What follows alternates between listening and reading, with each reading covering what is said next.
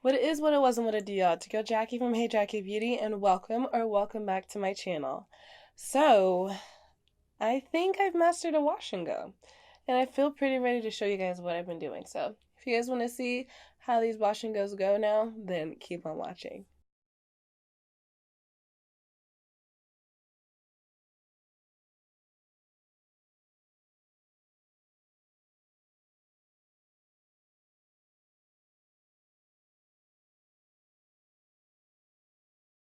Also, I want to make sure to give you guys a chance to subscribe and join the beauty club.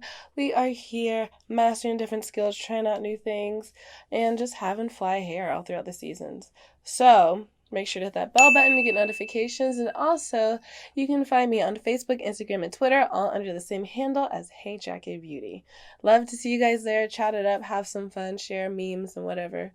All the fun little things. And so, yeah, let's get on to the video. Really, with this wash and go, I would say big props to Happy Curl, Happy Girl. Yeah, Raina. Happy Curl, Happy Girl here on YouTube, because she was not lying about the products she uses for wash and goes. They really are the truth.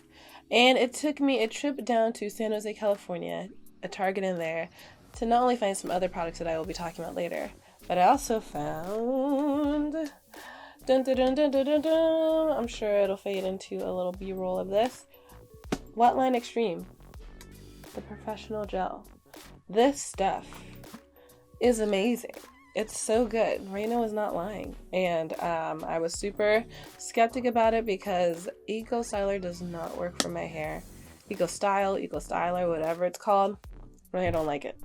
So anyway, I did try it. It did wonders. I'll put in a video here.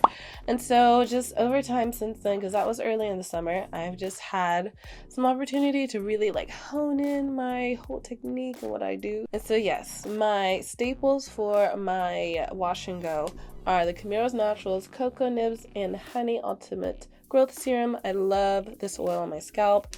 I feel like it's great, keeps it moisturized while I have this wash and go in because it lasts me a while. And then for my leave-in, I usually use the Styling Cream by Texture ID.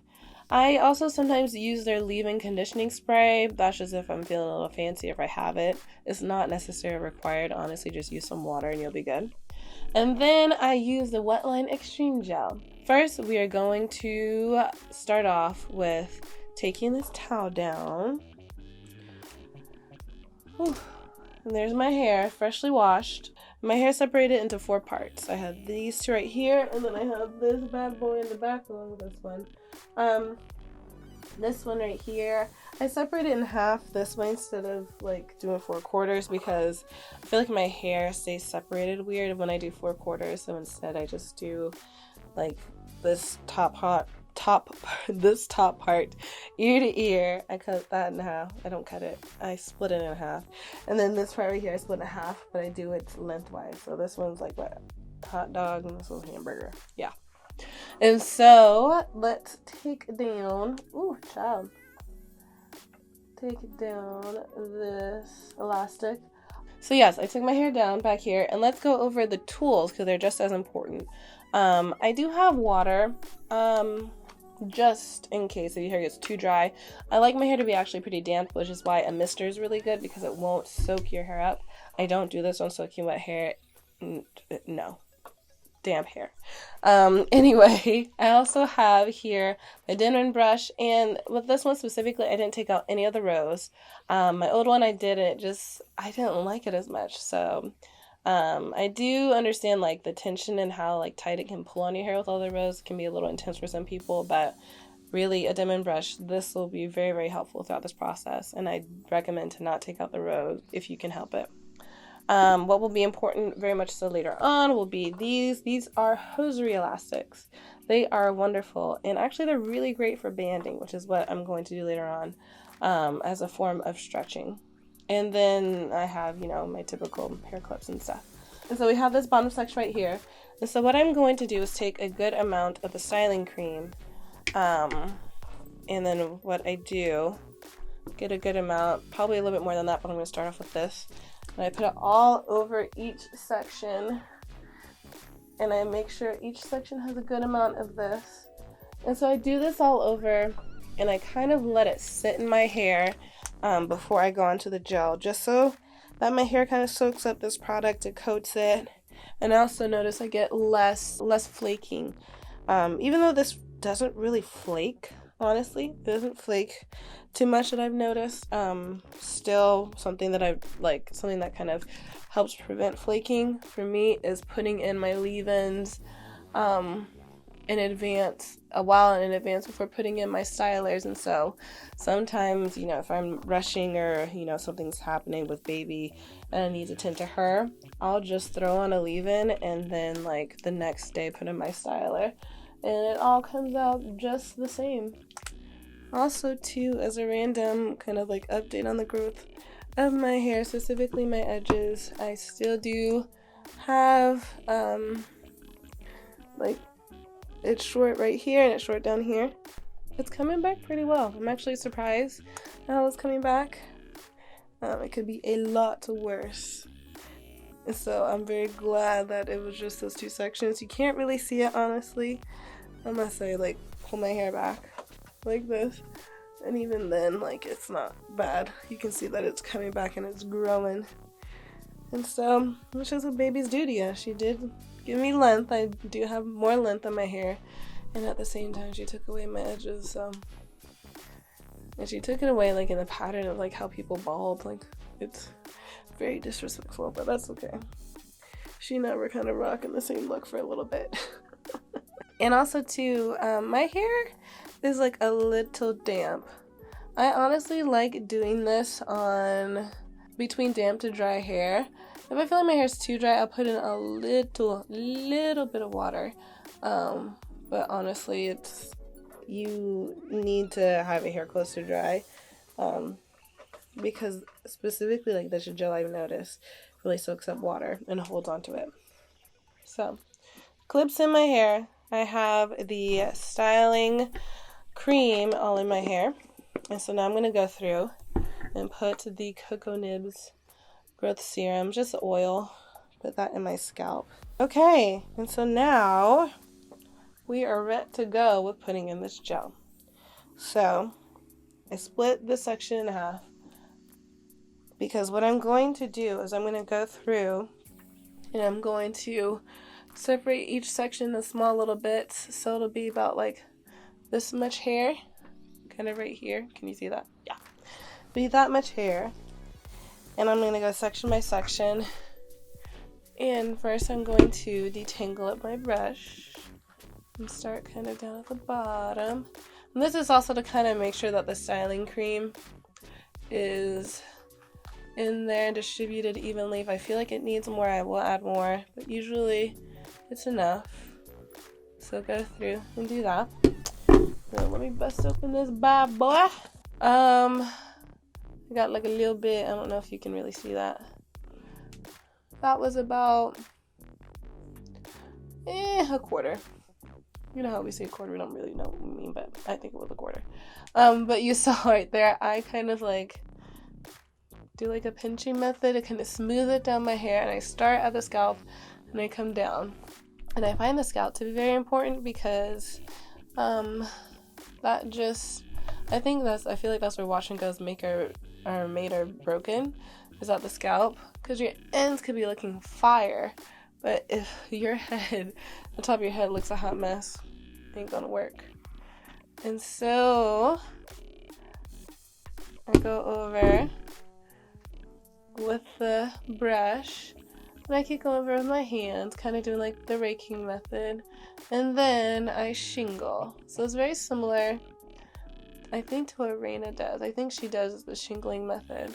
And at first, honestly, I found this super just tedious and tried to find workarounds on it. But honestly, if you want to get the best results, I think you need to shingle with this stuff. And so what I'm doing is I'm running my hands down. And then what I do is I kind of twirl it around my index finger. And then I pull and let it go. And let it do its thing, and that usually gets it and lets it curl. And as you can you see those?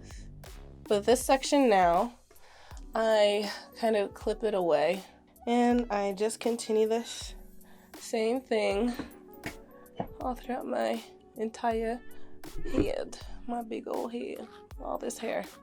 And then sometimes what I do too, if I'm feeling like, it needs just a little bit more help, I'll just take a little bit more gel and I'll combine it or put it over my hair that I just shingled, like this section. And what's nice too is that I feel like the shingling has already separated the curl, so I can do this without worrying about it clumping back up or anything like that.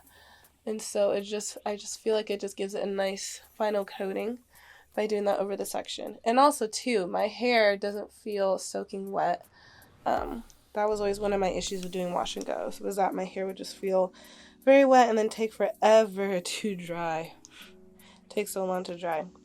And so this method, as you'll see, takes a little bit less time. And, you're not going to be, sitting at your work office with dripping wet hair.